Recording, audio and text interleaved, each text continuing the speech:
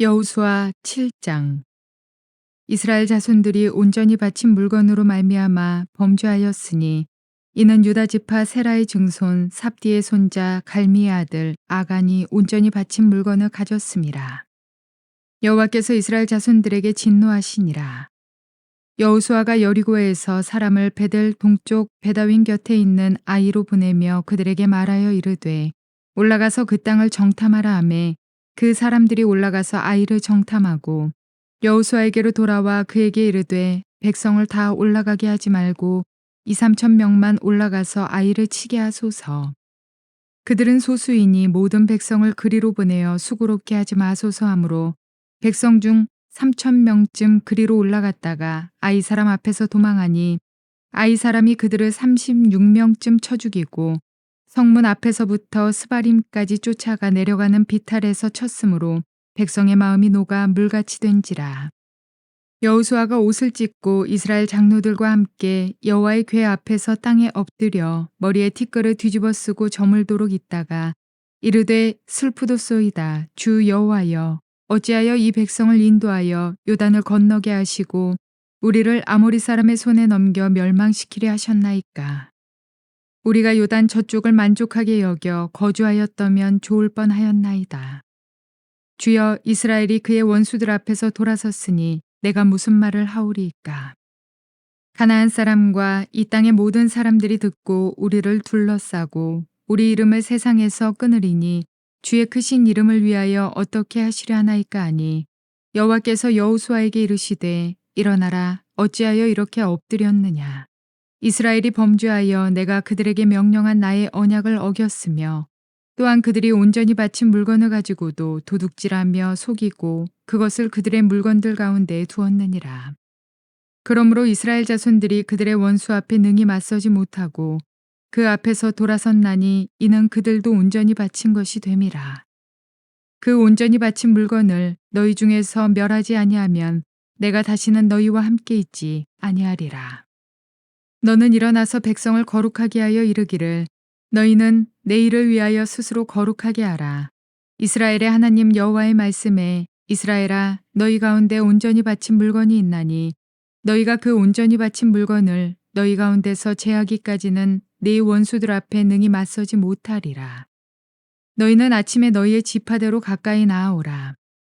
여호와께 뽑히는 그 지파는 그 족속대로 가까이 나아올 것이요 여호와께 뽑히는 족속은 그 가족대로 가까이 나아올 것이요 여호와께 뽑히는 그 가족은 그 남자들이 가까이 나올 것이며 온전히 바친 물건을 가진 자로 뽑힌 자를 불사르되 그와 그의 모든 소유를 그리하라.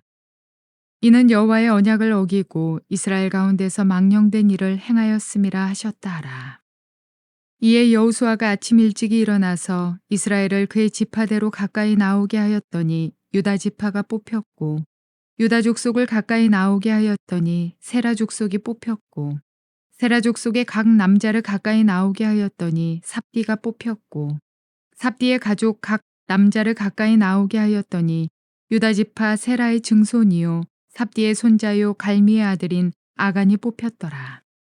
그러므로 여호수아가 아간에게 이르되 내 아들아 청하노니 이스라엘의 하나님 여호와께 영광을 돌려 그 앞에 자복하고 네가 행한 일을 내게 알게 하라. 그 일을 내게 숨기지 말라 하니 아간이 여호수아에게 대답하여 이르되 참으로 나는 이스라엘의 하나님 여호와께 범죄하여 이러이러하게 행하였나이다.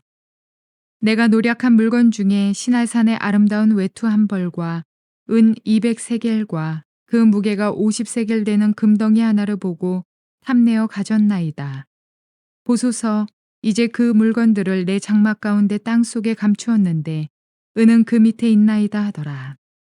이에 여호수아가 사자들을 보내매 그의 장막에 달려가 본즉 물건이 그의 장막 안에 감추어져 있는데 은은 그 밑에 있는지라.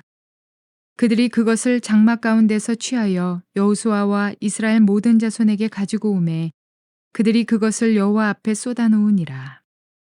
여호수아가 이스라엘 모든 사람과 더불어 세라의 아들 아간을 잡고 그 은과 그 외투와 그 금덩이와 그의 아들들과 그의 딸들과 그의 소들과 그의 나귀들과 그의 양들과 그의 장막과 그에게 속한 모든 것을 이끌고 아골 골짜기로 가서 여호수아가 이르되 네가 어찌하여 우리를 괴롭게 하였느냐.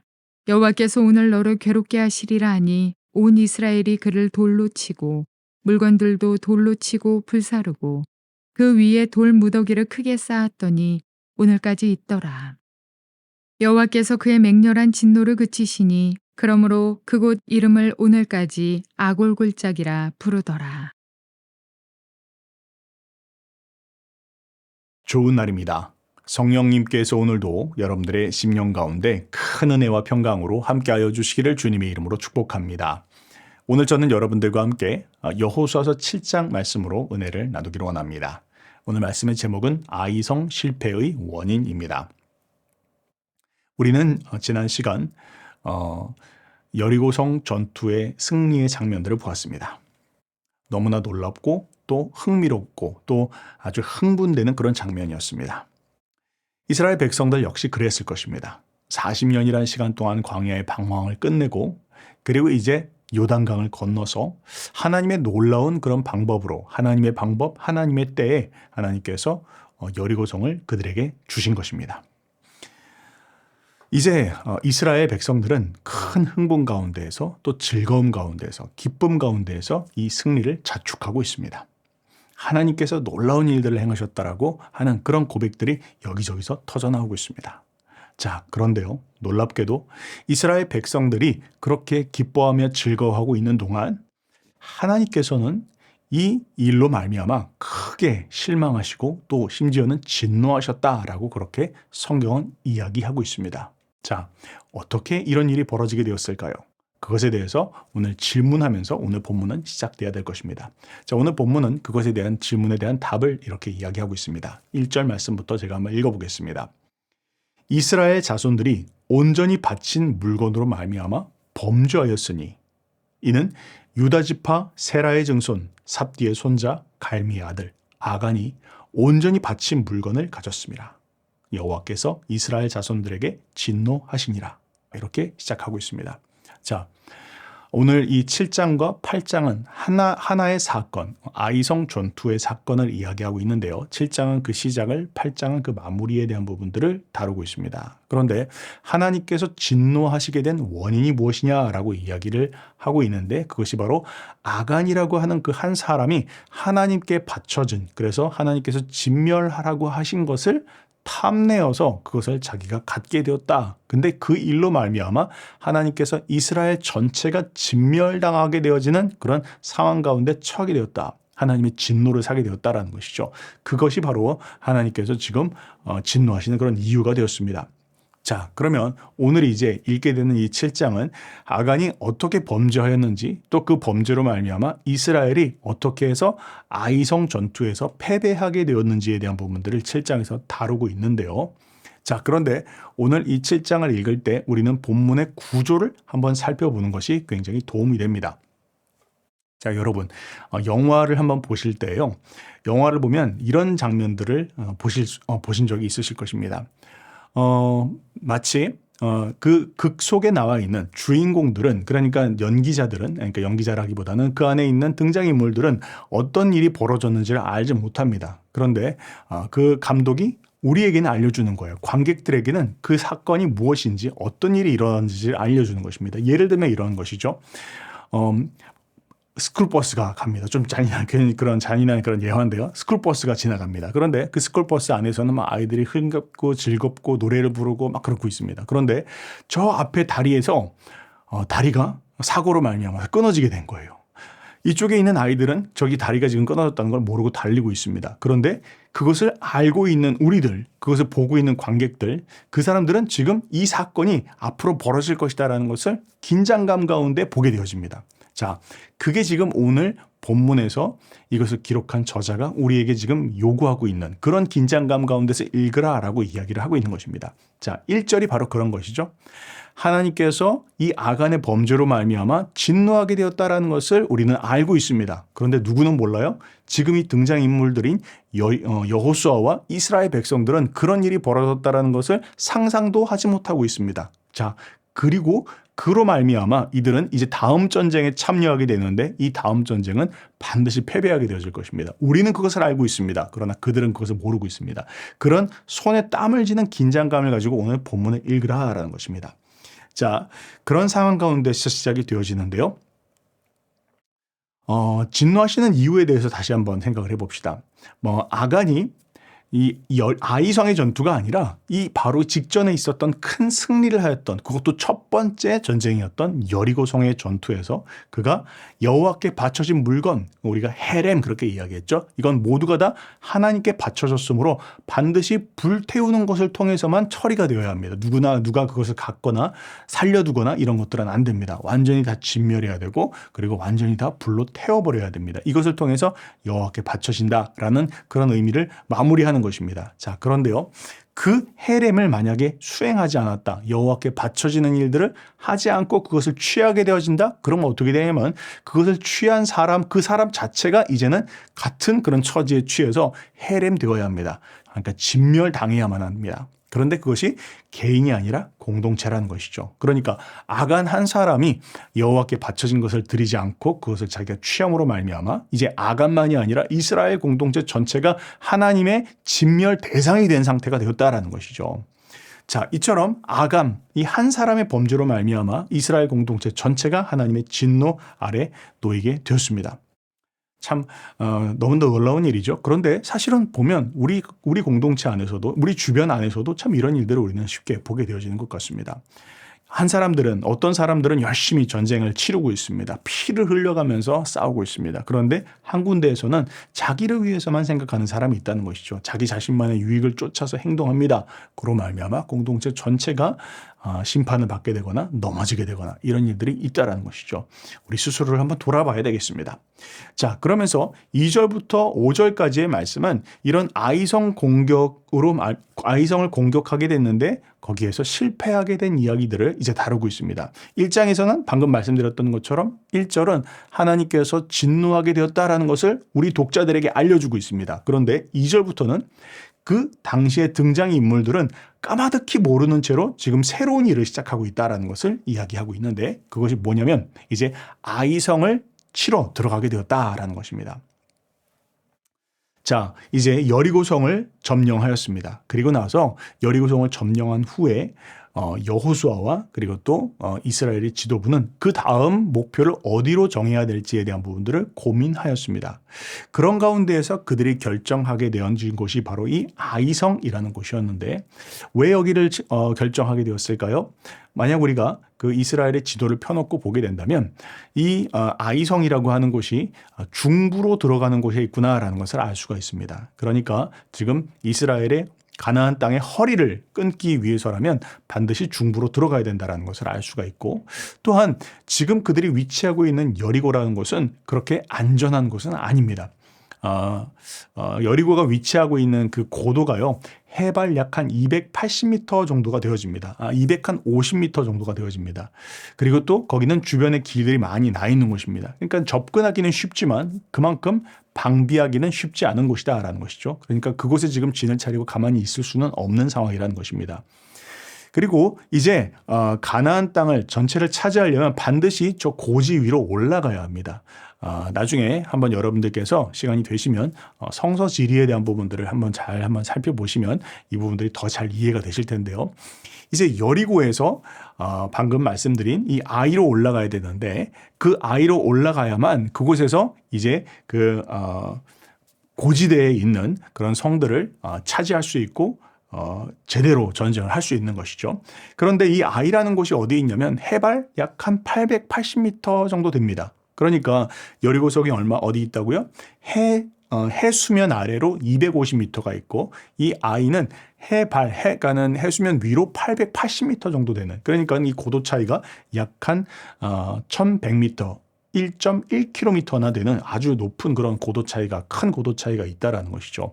자, 이제 여기를 올라가서 그 아이성을 차지해야 된다. 그래야만 저 위에 있는 산지들에 있는 성들을 차지할 수 있다라는 것이 아마 여호수아의 판단이었던 것 같습니다.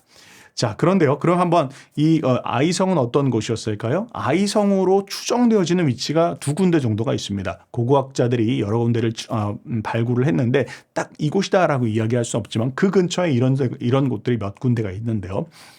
에트텔이라는 곳도 있고 혹은 키르벳 엘 마카틀이라고 하는 그런 곳도 있습니다. 이 두 군데 중에서 한 군데가 되어질 것이다 라고 대부분 다 학자들이 동의합니다. 자, 여기는요 웅장한 그런 어떤 산악 요새들이 있었던 곳 같습니다. 여호수아가 들어가기 전에 한 1300년 전에는 그런 산악 요새가 있었는데 그것이 폐허가 되었다가 이제 가나안 백성들이 이스라엘 백성들이 침략해서 들어온다라는 것들을 알고 나서 이들을 방비할 수 있는 그런 요새처럼 사용했던 곳으로 그렇게 판명이 되어집니다. 인구는 약 한 250명 정도 그렇게 사람들이 살았다라고 그렇게 이야기를 합니다. 그러니까는 별로 여리고성에 비하면 규모도 크지 않고 굉장히 작은 그런 성읍이었을 것입니다. 여호수아가 생각하기에 저것이 굉장히 안성맞춤이라고 생각을 했겠죠. 규모도 작고요. 그리고 또 위치상으로도 굉장히 좋은 그런 위치에 있으니까 이 아이성을 차지하는 것이 굉장히 필요했다라고 그렇게 생각을 했던 것 같습니다. 그럼 어떻게 공격을 했을까요? 이전의 공격처럼 여호수아는 정탐꾼들을 보냅니다. 그리고 나서 그 아이성을 살피게 합니다. 그리고 이제 정탐꾼들이 돌아와서 보고를 하게 되는데 그 보고가 굉장히 낙관적입니다. 인구가 굉장히 작고 그러니까 이 성에 들어가서 전쟁을 치르려면 뭐 대단한 그런 우리 군대 전체가 다 올라갈 필요도 없고 한 2, 3 예레프 그러니까 1 예레프가 약 한 1000명 정도가 됩니다. 예레프라는 단위는 이 그 군대의 단위인데 이 전쟁을 치르기에 가장 적합한 단위로 그래서 한 1000명 정도가 1예레프 그렇게 이야기를 합니다. 그러니까 2, 3예레프면 한 2000명 혹은 3000명 정도면 충분합니다. 정탐꾼들이 그렇게 보고를 했다라는 것이죠. 자, 여호수아는 넉넉 잡아서 그럼 한 3000명쯤 보내지 하고 3예레프를 이제 그 땅으로 보내게 됩니다. 자, 그런데요. 여기에서 우리가 한번 잠깐 멈춰서 여호수아가 내린 그런 판단에 착오가 있다라는 것을 우리는 한번 생각해 볼 필요가 있습니다. 자, 첫 번째, 여호수아가 어떤 판단에 착오를 했을까요? 첫 번째는 이전의 승리에 자만하였던 것 같습니다. 물론 우리는 결과를 알고 지금 이렇게 이야기하는 것이지만 이전의 승리를 자만하고 나서 병력 전체가 올라가지 않고 병력의 일부만을 보낸 것이죠. 자, 그런데요. 방금 제가 말씀드렸던 것처럼 여리고성은 어디 있다고요? 네. 해수면 아래에 250m, 그리고 이 아이성은 해수면 위로 880m에 있습니다. 그러니까 지금 무려 1km를 등산을 해서 올라가서 쳐야 되는 것이에요. 그러니까 굉장히 지금 체력의 고갈이 있겠죠. 그래서 지금 보니까 이스라엘 군대가 굉장히 자만한 상태구나라는 것을 우리는 알 수가 있습니다. 자, 그 상태에서 지금 전쟁을 치렀다는 것이죠. 또한 두 번째 판단의 착오가 있습니다. 그것은 무엇입니까? 여호수아가 공격을 개시할 때 여호와의 앞에 나가서 그것을 묻지 않았다라는 것입니다. 이거 굉장히 우리가 실수하기 쉬운 것이죠. 우리가 승리를 거듭하다 보면 종종 우리는 내 뜻이 하나님의 뜻이다 그렇게 착각을 합니다. 아니죠. 하나님의 뜻이 무엇인지 물어야 할 것입니다. 경험이 쌓이면 쌓일수록 더 하나님 앞에 겸손히 물어야 할 것입니다. 여호수아가 지금 거기에서 실패하고 있다는 것을 알 수가 있습니다. 세 번째 판단의 착오는 무엇입니까? 여호수아가 직접 전투에 참여하지 않습니다. 그냥 병력만 보내게 됐다는 것이죠. 자, 결과는 어떻게 되었을까요? 결과는 참담하게 패배하게 됩니다. 이스라엘의 수가 압도적입니다. 250명 대 3000명이면 압도적인 수가 들어갔음에도 불구하고 이 아이성을 정복하지 못하게 됩니다. 그리고 더욱이 이스라엘의 군사가 36명이나 죽게 됩니다. 자, 여러분 한번 상상해 보십시오. 이제 여리고성에 있고 저 아이성이 있어 저 산 위에 있는데 저 산 위에서부터 먼지나게 비탈길을 허겁지겁 도망치듯 내려오고 있는 이스라엘 군사들의 모습을 한번 보시기 바랍니다. 어떤 느낌이 들었을까요? 네, 여리고성의 큰 승리 가운데 취해 있던 이스라엘 백성들이 마치 찬물을 끼얹은 것처럼 아마 고요하고 낙담하게 되었을 것입니다. 그래서 본문은 이렇게 이야기합니다. 이스라엘 백성들의 마음이 물같이 녹아내렸더라. 당연한 것입니다. 자, 그 다음에 6절부터 15절까지의 말씀은 그로 말미암아서 이제 여호수아가 하나님 앞에 나가서 기도하게 된 내용들과 그리고 하나님이 거기에 대해서 어떻게 응답하셨는가에 대한 부분들을 말씀하고 있습니다. 6절은 이렇게 시작됩니다. 여호수아가 옷을 찢고 이스라엘 장로들과 함께 여호와의 궤 앞에서 땅에 엎드려 머리에 티끌을 뒤집어 쓰고 저물도록 있다가 그렇게 시작됩니다. 자, 그런데요. 민감하신 분들은 이 6절 말씀을 읽으면서 뭔가 특별한 부분들을 캐치해낼 것입니다. 그것이 뭡니까? 지금 여호와의 괴가 처음 나오네라는 것을 발견하실 것입니다. 앞에서 여러분들이 요단강을 건넌 이야기와 또 여리고성을 차지하게 되었을 때의 이야기를 살펴보면 그 이야기의 중심에는 무엇이 있습니까? 여호와의 괴가 있습니다. 그런데 이 아이성 전투에서는 여호와의 괴가 이제야 등장하게 됩니다. 무엇을 의미합니까?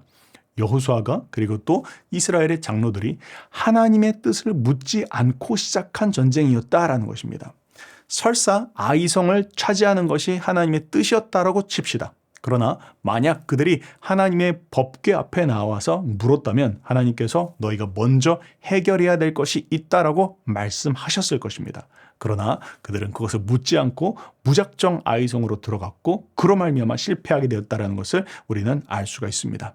자, 여호수아와 이스라엘의 장로들이 옷을 찢고 머리에 티끌을 뒤집어 쓰고 엎드려 기도합니다. 그리고 심지어는 그들의 기도의 내용이 마치 광야 1세대처럼 불평하고 원망하는 것 같은 그런 기도를 드립니다. 그러나 그들과는 다른 것이 그럼에도 불구하고 이 여호수아의 기도의 마지막에는 그러나 하나님의 이름 여호와의 이름이 땅에 떨어지는 것만큼은 막아야 되지 않겠습니까? 만약 우리 민족의 이름이 끊어진다면 우리를 살피시고 돌보시는 여호와 하나님 역시 그 이름이 땅에 떨어지는 것 아닙니까? 라고 하면서 그것을 걱정하는 모습들을 볼 수 있습니다. 그러나 그럼에도 불구하고 아직까지도 여호수아는 무엇이 문제의 원인이구나라는 것을 분명하게 알고 있지 않습니다.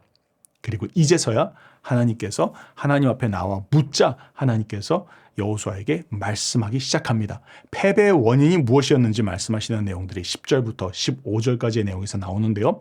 하나님께서 말씀하시기를 너희 중에서 언약을 어기고 여호와께 바친 물건을 훔친 자가 있다. 여러분 언약 앞에서 제가 말씀드렸었는데 언약 백성 무엇을 의미하죠? 하나님의 계획과 그 목적을 이루는 데 있어서 파트너가 되어지는 것이 바로 언약 백성이라고 이야기했습니다.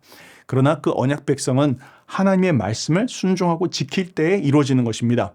그들이 하나님의 말씀을 어기게 되어진다면 그들은 하나님의 파트너로서의 자격을 잃게 되어집니다. 바로 아간의 범죄가 그런 것이었다라는 것이죠. 하나님의 뜻을 따르지 않고 말씀을 순종하지 않게 되면 하나님의 계획과 목적에 쓰임받지 못하게 되어진다라는 것을 주님이 말씀하신 것입니다. 그리고 그것을 훔친 사람이 있다. 그러므로 이제 너희가 나의 진멸의 대상이 되었다라고 하는 아주 공포스러운 이야기를 듣게 됩니다. 그리고 하나님께서 최종적으로 판결하십니다. 만약 너희가 그 바친 물건을 진멸하지 않으면 그러면 여호와께서 너희도 함께 진멸하게 되어질 것이다. 그리고 너희는 앞으로 어떤 대적도 능히 당해내지 못하게 되어질 것이다 라고 말씀하십니다. 그러면서 하나님께서 해결 방법을 말씀하시기를 여호와께 바친 물건과 그리고 그것을 취한 자를 색출을 하고 처단해야 된다라고 그렇게 말씀하십니다. 그리고 다음 날 아침에 너희가 그것을 위해서 성결케 하고 나와서 그 사람을 죄를 범하였던 사람을 색출해내라라고 하나님께서 말씀하시는 장면들이 나옵니다. 그 다음으로 16절부터 21절까지의 말씀은 이제 그 범죄한 사람을 색출하는 그런 내용들이 나오는데 여호수아가 아침 일찍 일어납니다. 16절 말씀인데요. 이에 여호수아가 아침 일찍 일어나서 이스라엘을 그의 지파대로 가까이 나오게 하였더니 그렇게 이야기합니다. 자, 이른 아침부터 여호수아는 이 문제를 해결하기 위해서 나섰습니다. 그리고 나서 이 문제를 위해서 제비뽑기를 시작하는데 자, 유다의 지파가 먼저 나옵니다. 그리고 나서는 세라 족속이 나오고 그 다음에 삽디의 가족, 그 다음에 갈미라는 사람이 나오고 그 갈미의 가족 가운데 아간이라는 사람이 이제 뽑히게 되어집니다. 그리고 나서는 이제 신문을 하게 되는데 범죄를 하였는지에 대한 부분들을 신문하고 그리고 아간이 자기가 범죄한 내용들을 이제 자백하기 시작합니다. 그러면서 이야기하기를 시날산의 외투 한 벌 그렇게 이야기합니다. 시날산이라고 하는 것은 바벨론을 이야기합니다. 바벨론 산의 그런 외투 한 벌을 제가 훔쳤습니다. 그리고 은 200세겔과 금 40세겔. 오늘날로 이야기하면 은 약 한 2.7kg 정도가 되고 그리고 금 약 한 500g 정도를 훔쳤다라고 그렇게 이야기를 합니다. 자, 그리고 나서 이제 22절부터 26절까지의 말씀은 이 아간을 처단하는 그런 내용들이 나오는데 그 이야기를 듣자마자 여호수아가 장막으로 사람을 보냅니다. 그리고 나서 그 증거물을 확보하는 그런 내용들을 볼 수 있죠. 그리고 나서 그 증거물들을 갖고 와서 사람들이 다 보는 곳 앞에서 놓고 그걸 통해서 또한 여호와 앞에 그 물건들을 내어놓습니다. 그리고 나서는 이제 아간을 심판하게 되는데, 아간에 대해서 이제 처단하게 되는데, 아간뿐만 아니라 그 아간에게 속한 그 모든 것들을 이끌고 아골골짜기라는 곳으로 데려갑니다. 소도 데려가고요, 나귀, 양, 가축, 그가 살던 장막, 심지어는 그의 자녀들까지를 데려갑니다. 자녀들은 그 당시에는 아비의 소유라는 그런 개념이 있었습니다. 그러니까 그 아간이라는 그 이름, 그 아간에 속한 모든 것, 그 가문 자체가 이제 멸족되게 되었다는 것을 이야기합니다. 당연한 것입니다. 하나님께 바쳐진 것을 건드린 자는 그도 역시 그렇게 되어진다라는 법이 있기 때문입니다. 자, 그래서 이제 아간과 그의 모든 소유는 돌로 쳐 죽게 되고 또 불로 태워지게 되고 돌무더기가 쌓이게 되었다라는 것이 바로 하나님의 심판이었습니다. 자, 그리고 그 결과 하나님의 분노가 그치게 되었더라라고 성경은 이야기하고 있습니다. 자, 이쯤 됐을 때 우리는 이런 생각들을 해보게 됩니다. 아니, 왜 하나님께서 이와 같이 잔인한 방법으로 처단해야만 했을까라는 그런 생각들을 우리는 하게 됩니다. 하나님은 자비의 하나님과 사랑의 하나님 아니신가? 이런 생각들을 하지요. 자, 그러나 여기에는 중요한 이유가 있습니다. 만약에 아간이 범한 이 하나님께 바쳐진 것에 손을 대는 것들이 용납되어지기 시작한다면 이 앞으로 있어지는 모든 전쟁들은 굉장히 다른 방향으로 나아가게 됩니다. 무슨 이야기냐면 이 전쟁은 어떤 전쟁입니까? 이 전쟁은 여호와의 전쟁입니다. 하나님께서 하나님이 임재하시는 이 성소인 가나안 땅을 척결하시는 그런 하나님의 거룩한 성전입니다. 그런데 이 거룩한 성전을 만약 사람들이 탐욕에 의거해서 그냥 자신의 욕심에 의해서 전쟁을 치르고 전리품을 획득하고 하는 식으로서의 모티베이션이 이루어지기 시작한다면 이 전쟁은 완전히 타락한 전쟁이 된다는 것이죠. 인간들이 벌이고 있는 모든 타락한 전쟁과 다를 바가 없는 전쟁이 된다는 것입니다. 이게 그 전쟁의 본질이 아니기 때문입니다. 전쟁이 완전히 다른 목적과 방향을 향해서 수행되어지기 때문에 이 아간의 범죄는 반드시 다루어야만 하는, 그것도 아주 모델처럼 다루어야 되는 그런 사건이기 때문에 아간에 속한 모든 것, 그의 자녀들까지 완전히 진멸당한다라는 것을 아주 모델 케이스로 당했어야만 했다는 것이죠. 당연한 것이죠. 자, 그런데요, 또 이런 생각들 합니다. 그래요, 알겠어요. 그런데 아니, 자녀들까지, 가족들 전체가 이렇게 심판당하는 건 조금 그렇지 않습니까? 이렇게 생각을 하게 됩니다. 그런데 여러분 한번 오늘 본문을 유사하게 아주 유심히 살펴보시면 거기에 증거가 나옵니다. 22절 말씀인데요, 제가 한번 읽어보겠습니다. 이에 여호수아가 사자들을 보내매 그의 장막에 달려가 본즉 물건이 그의 장막 안에 감추어져 있는데 은은 그 밑에 있는지라. 아하, 여기 지금 이유가 나오네요. 어떤 이유입니까? 그가 탈취해 갔던 것들이, 그가 훔친 것들이 어디 있다고요? 장막 안에 있었다라고 합니다. 여러분, 당시의 장막은요, 오늘날처럼 무슨 안방이 있고 뭐 거실이 있고 뭐 각자 방이 있고 이런 구조가 아닙니다. 그냥 텐트가 하나가 있습니다. 그런데 그 장막 안에 있다라는 건 뭘 이야기합니까? 가족들이 다 묵인했다라는 것을 말합니다. 다 가족들이 알고 있었다라는 것이죠. 너무나 안타까운 이야기입니다. 만약 아간이 이것을 처음 가지고 왔을 때 가족 중에 누가 그것에 대해서 책망하였더라면, 그렇게 하지 말아야 된다라고 이야기했다면 어떻게 됐을까요? 아간 한 사람의 범죄로 끝났을 것입니다. 아니, 심지어는 아간이 그것을 깨닫고 그 자리에서 그것을 불로 태워서 그 일이 없었던 것으로 할 수도 있었을 것입니다. 그러나 가족들이 모두가 다 환영했다, 받아들였다, 수용했다, 묵인했다. 가족들이 헤렘을 건드린 것입니다. 그러니까 하나님으로부터 진멸당할 수밖에 없었다라는 것을 알 수 있죠. 자, 오늘 말씀을 한번 적용해 봅시다. 오늘 말씀을 통해서 우리가 깨달을 수 있는 것은 무엇입니까? 오늘 말씀은 우리 가운데 이야기합니다. 은밀한 죄는 없습니다. 모두가 다 드러납니다. 하나님께 속일 수 있는 것은 없습니다. 하나님은 다 보고 계십니다. 그리고 하나님은 기다리고 계십니다. 무엇을요? 우리가 하나님 앞에 회개하고 자복할 것을 기다리십니다. 만약 우리가 회개하고 자복하지 않는다면 어쩌면 사람들 앞에서 공개적으로 심판당할 수 있는 날이 온다라는 것을 오늘 본문은 이야기하고 있습니다. 또 오늘 본문을 통해서 우리가 깨달을 수 있는 건 무엇입니까? 그것은 바로 한 사람의 죄는 공동체 전체가 심판받게 되어진다는 것을 이야기합니다. 한 사람의 죄로 말미암아 공동체 전체가 하나님 앞에 벌을 받고 또 하나님의 언약 가운데 끊어질 수도 있다는 것을 우리 가운데 경고하고 있습니다. 여러분, 우리가 만약에 우리의 한 손이 범죄하였다면 우리가 그냥 내 손이 범죄했어요 그렇게 이야기하지 않죠. 내 몸이 내가 범죄한 것입니다. 마치 이와 같다라는 것입니다. 우리 기독교인이 만약 범죄를 하게 되면 우리 중에 누가 범죄를 하면 사람들이 다 교회에 대해서 뭐라고 하고 또 기독교에 대해서 비판합니다. 이것처럼 공동체 의식이 있어야 합니다. 한 사람의 범죄는 공동체 전체에게 피해를 준다는 것을 알아야 합니다. 그 다음 세 번째 무엇입니까? 세 번째는 바로 하나님의 말씀을 경히 여겨서는 안 된다는 것이죠. 아간이 만약 이것을 자기가 훔쳤을 때 아간의 마음 가운데에는 이런 생각들이 있었을 것입니다. 이것쯤이야. 이런 생각들을 했을 수 있습니다. 혹은 나 한 사람쯤이야. 혹은 내가 이렇게 한다고 사람들이 알겠어. 이게 대단한 것인데. 이런 생각들을 했을 수 있다는 것입니다. 그러나 하나님께서는 분명히 말씀을 통해서 경고하셨습니다. 하나님의 말씀을 경솔히 여겨서는 안 된다는 것이죠. 여러분, 지금 이곳이 어디라고요? 이곳이 바로 성소입니다. 하나님의 거룩한 땅입니다. 그런데 여러분, 그거 기억나십니까? 에덴 동산에서 마찬가지의 일이 벌어졌다는 것들 기억합시다. 하나님께서 세워놓으신 선악과를 아담과 하와가 이거 먹는다라고 해서 실제로 죽겠어? 라는 그런 생각을 하고 그것을 따먹었다가 죽었다라는 것을 기억합시다. 하나님의 말씀을 경솔히 여겨서는 안 된다라는 거 마음 가운데 새겨야 할 것입니다. 마지막으로 동정적으로 그 죄를 묵인해 주는 것은 공동체 전체를 심판 가운데 빠뜨린다는 것들을 역시 우리 기억합시다. 형제와 자매를 그냥 마구잡이로 비판하라는 것은 아닙니다. 그러나 무엇이 옳은 것인지 무엇이 그른 것인지를 분별하고 형제와 자매들이 잘못된 길로 가지 않도록 분명하게 이야기해 주는 것은 필요하다라는 거, 오늘 본문을 통해서 우리가 분명하게 깨달아야 될 부분이다라는 거, 오늘 오늘 말씀을 통해서 우리가 배울 수 있겠습니다. 자, 오늘 이제 아간의 범죄에 대한 부분도 함께 배웠는데요. 우리 스스로의 모습들을 돌아보면서 하나님께서 주시는 이 승리를 우리의 삶 가운데 계속 이어가 나갈 수 있도록 하기 위해서 다시 한번 겸손하게 스스로 돌아볼 수 있는 시간들이 되었으면 좋겠습니다. 그렇게 승리하시는 저와 여러분들 되시기를 주님의 이름으로 축복합니다.